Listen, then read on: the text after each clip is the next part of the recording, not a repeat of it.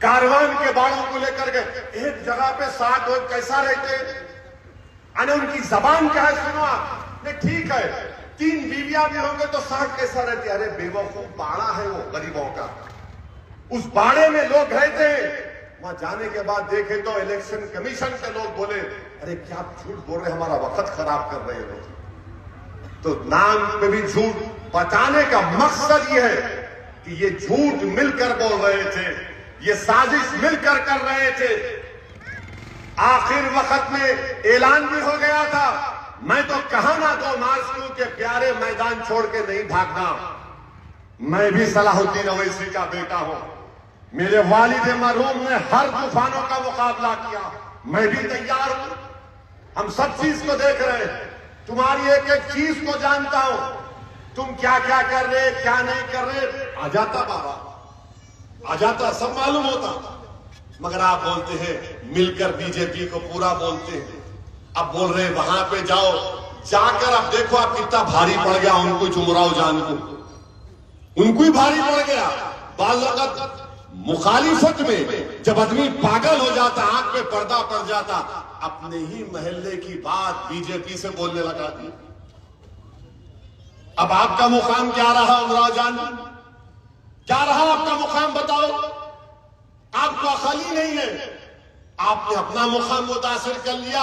अहमद बलाला ने खड़े होकर कह दिया कि सब झूठ है। चंचल गुड़े के फिरके महदविया के जिम्मेदारों ने सऊदी अरब में उन्होंने कहा कि सब झूठ है। अब आप क्या बोलेंगे इसको। तो मेरे अजीज दोस्तों और बुजुर्गों,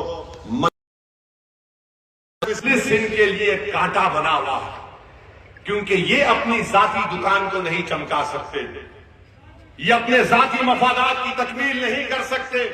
अरे मुखालिफिन मजलिस, तुमने क्या किया बताओ। तुम एक ट्यूशन का सेंटर नहीं चला सकते, स्कूल तो दूर की बात, तुम क्लिनिक नहीं चला सकते, अस्पताल तो दूर की बात। हां, तुम चंदा जमा करने के माहिर हो, तुम चंदा जमा करने के माहिर हो, मैं तुमको उसका क्रेडिट देता हूं।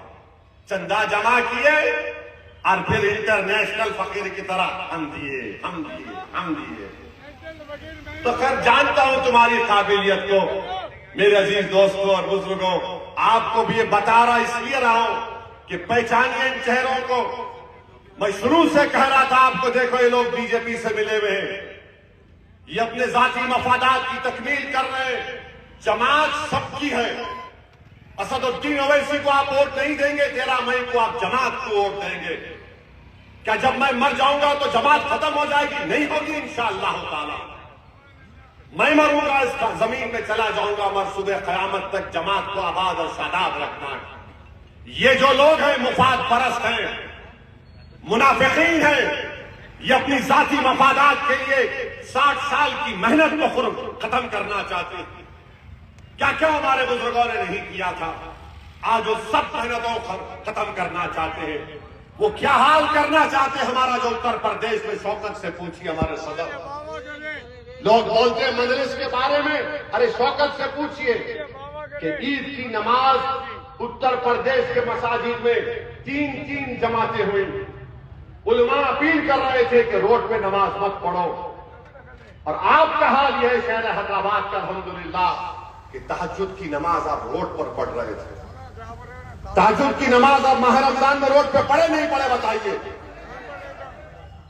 उत्तर प्रदेश को ईद की एक नमाज 2-2 जमातें हो रही थी मस्जिदों में। मेरे भाई देखो, ये मजलिस के मुखालिफिन वही हाल करना चाहते हैं। बुलडोजर आपके घर के सामने लाना चाहते हैं, एनकाउंटर को आम करना चाहते हैं। यही लोग हैं अपने जाती मफादात की तकमील के लिए। कितने साल से लोग अवाम को बेवकूफ बना रहे हैं। 31 साल से इनका एक ही मकसद है कि मजलिस के मरकज सियासी को खत्म किया जाए। 31 साल से इनकी ही कोशिश है कि मजलिस को खत्म कर दो। जिस तरह क़ियादत खत्म हो गई उत्तर प्रदेश में डॉक्टर फरीदी के इंतकाल के बाद, जिस तरह क़ियादत खत्म हो गई बिहार में, अब अख्तर अली खान उसको लेकर आगे बढ़ रहे हैं। मेरे भाई पहचानो, आपको मुझसे इख्तलाफ होगा, किसी से होगा, तो मैं तुम्हारे घर को आके माफी मांगने को तैयार हूं, मगर ये जमात तुम्हारी है मेरे भाई। मैं तो एक सिपाही हूं, मैं तो एक सिपाही हूं इस जमात का। कब तक जिंदा रहूंगा अल्लाह जानता है, मगर आपको एक बात बता रहा हूं, अल्लाह जब तक जिंदा रखेगा मेरी